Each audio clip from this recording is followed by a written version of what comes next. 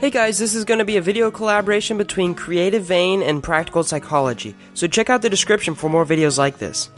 Have you ever seen someone and just gotten that feeling that they aren't friendly? Or have you ever met someone that was warm and inviting and you became friends with them immediately?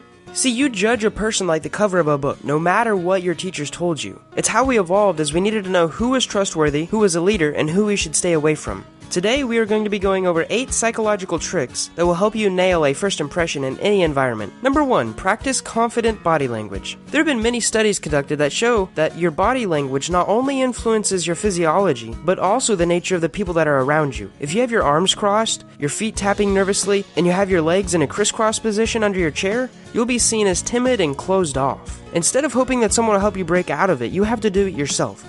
Practice at home by sitting up straight, opening your arms up, and widening your legs as to take up more space in the room. You will appear and actually feel more confident if you make this a habit. There's plenty of things you can do that physiologically affect your mental state and how others see you. Try to place your chin straight up to look confident. Walk with your shoulders back and your chest forward, and look people in the eye when you're talking to them. Step number 2, be on time. Now this applies to many business situations, whether that be a job interview, a mentorship, or even just a class. You want to be on time and there is no excuse. If this is an important meeting, set aside time to get ready, to get there early, and some buffer time just in case there's something like extra traffic or you're missing a flight. Being on time shows that you take them seriously. However, there are times that you can be late, and I will be going over that in step 8. I used to be in band, and in fact, I played the flute for those of you who don't know, and no, it's not a girly instrument. Anyways, they have this saying in band: if you're early, you're on time. If you're on time, you're late. And if you're late, you're already running some laps. I think this can be applied to life too. If you're late to market with a new product, you're going to lose money. And if you're late to a job interview, you're going to have a lower chance of getting hired. Tip number 3 is to use your tone. Now this is another tone that you can definitely practice. Do this with music in the shower or talking to people online through Skype. Learn to use your voice from your chest and not your nose, and you will command much more respect. Sound very confident and project your voice up. A little tip is to open your mouth wider to allow some of the sound to come out more. Words that are spoken hardly matter compared to the way that the words are spoken. Neuro-linguistic programming is basically the science of what you say and how it affects those around you. But how you say it can mean so much more. If there's enough likes on this video, I may make another video on NLP and how to use keywords and things like that to put people into trances. It's alright to have a higher pitched voice, and if you learn how to use it effectively, it can be a great tool. Just always sound confident. Tip number 4 is to remove the words and all.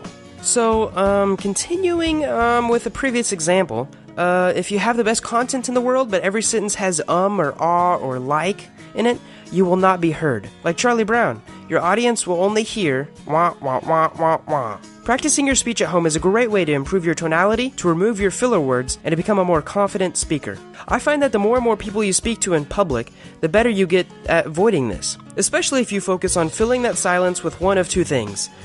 Number 1, you can fill it with more silence, which rarely is what most people do, but this will force the other person to talk unless you both are comfortable with the silence. The second is to fill it with other words and meaningful sentences. The key word is meaningful. If you watch any of the political debates, you can tell that both of the main 2016 candidates are extremely good at using filling sentences that don't really mean much, but sound like they do. Tip number 5 is grooming. Grooming is key because the first thing that people look at is the face. If you have yellow teeth, bad hair, and you haven't shaved recently or at least maintained your facial hair, people will also assume that you smell bad and won't want to associate with you. I know it's politically incorrect to make these assumptions, but people still do it, and that's the point.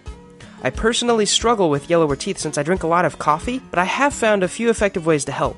There are also tons of tutorials you can watch and products you can buy to help style your hair in a more attractive manner. Appearances matter even more today with social media, where many get their first impression from a profile picture before even meeting you.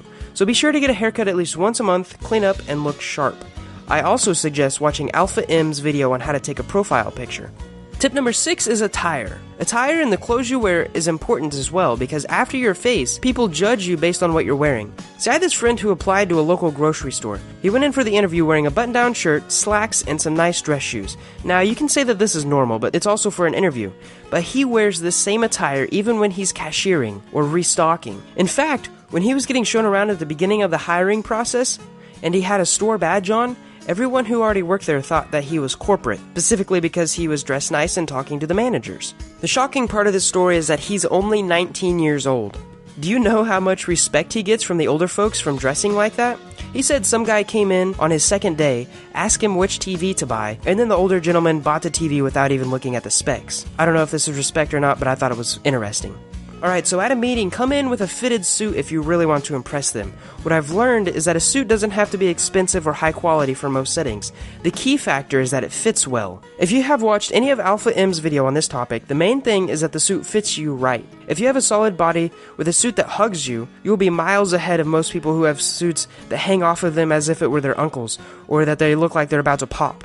For all clothing, get items that fit and suit your style and environment. You don't want to be wearing a t-shirt and jeans around a corporate meeting unless you're Mark Zuckerberg. Tip number 7 is eye contact. Holding eye contact is another key step. You don't want to come off as too intimidating or creepy when you're staring at someone, but you don't want to come off as meek and shy with no eye contact at all. If you make eye contact with someone, say at a gym, and you do it more than 3 times, do not go the 4th time without striking up some sort of short conversation, or you will be the weird guy at the gym, or the office, or wherever this is. Also, if you're observing someone speaking or giving a lecture, go with the 80-20 rule, which is to look at the person for 80% of the time and then look away for 20%. This obviously isn't an exact science, but having a guideline will help tremendously. Tip number 8 is to know your audience. Now this is the final step. You wouldn't wear a t-shirt to a meeting, and you wouldn't wear a suit to a friend's house to hang out, unless you were that friend that I mentioned earlier. This is pretty obvious, but knowing this can help you adapt to new situations, specifically when meeting new people, and helping you become more confident when meeting them. When speaking, if it's a casual conversation, telling embarrassing stories can also help both of you open up. But make sure that it's not demeaning or hurting anyone else's feelings, as a blow to someone's ego can also make you seem aggressive. Nobody really wants to hang around someone they fear will mock them or call them out. In the end, though, you want to know your audience, understand which jokes are acceptable and which are not, and you can do this by researching their culture. So we have provided you with the steps to improve in each area, so all you have to do is to make them habits, one at a time. If you can't, focus on one specific topic and work on it. They will slowly become ingrained into your character and eventually become more and more confident when you meet more people. This video was created with the help of Creative Vane, who has more great videos just like this one on his channel. I highly suggest going and checking it out. If you like this video, like it, and if you want more, subscribe.